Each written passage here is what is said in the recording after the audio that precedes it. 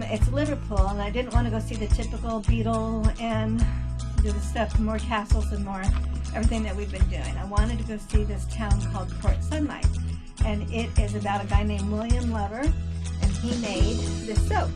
The first day that he produced the soap was on October 27th in 1885, and then 3 years later he was, famous and everybody was selling it. So he started to build a city and a factory. 1888, and the town is still there today. Run, looks excellent, beautiful. But he took care of his people. Kind of reminded me, if you've ever been to Hershey, Pennsylvania, they kind of did the same thing. They took care of their employees. They gave them money to go out and start. They gave them, anyways. So this did the same thing. And the houses there, he had, I think, 29 different architects working on different buildings. He became the richest, I think he was the richest person in the world at one point during his career. Married, and they didn't have any children. Well, they did have some children, but she died. And he became a lord. He got all these, he leveled up a lot. And the soap is still made today. It's still used, but now they have, became a global company before the 1990s, the 1900s. And the town is full of art. He had 5 houses. He kept building different houses because he filled them up. He loved art. He loved hard work, education, art, and I forget something else. There were 4 things that he was really stood for, and there's monuments in the town. And his employees, like let's say the girls, when they worked factory workers, they would get an hour lunch. So you worked an 8-hour day with an hour lunch. And during like the 20s, 30s, and 40s, that was unheard of. People were working 10 and 12-hour shifts. So his people only worked 8-hour shifts, and they got an hour of lunch. And the place where the girls, let's say where they went, I went in and saw that building, and they had artwork, tapestries, art, statues, everything, every kind of different art.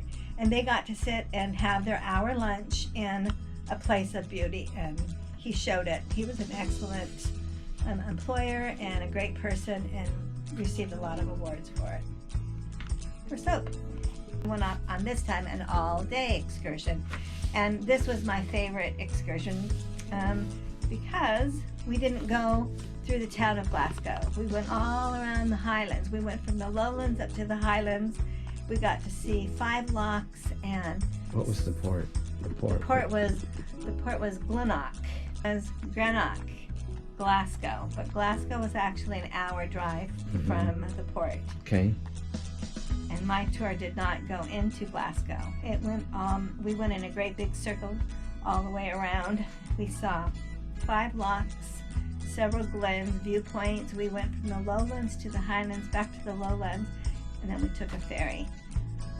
The castle that I was really excited to see, and this one has. Okay, so the next day on May 27th was the castle of the Duke of Argyll.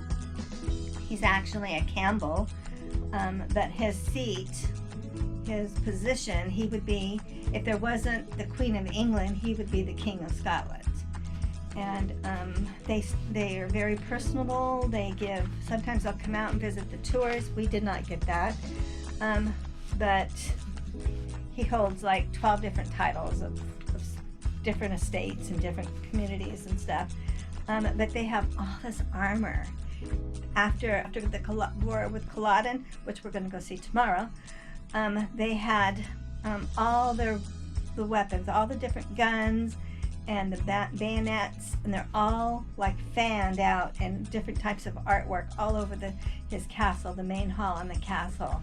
And it was just so much stuff that was actually used. They know when it was last used in the battles, and it was wonderful. It was, and the castle itself is beautiful. It's still there. They still use it.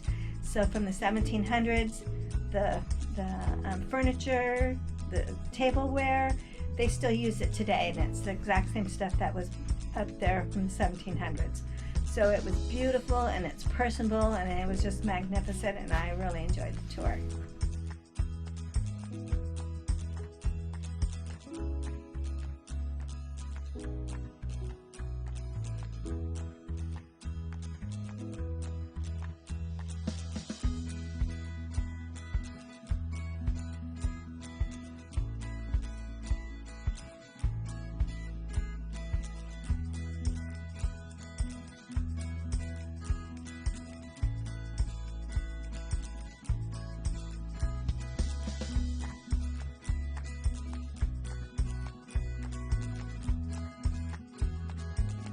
under the River Mersey. So where you're floating on the River Mersey at the moment, if you go look to your left, you'll see this big hole in the ground and the cars going in and coming out.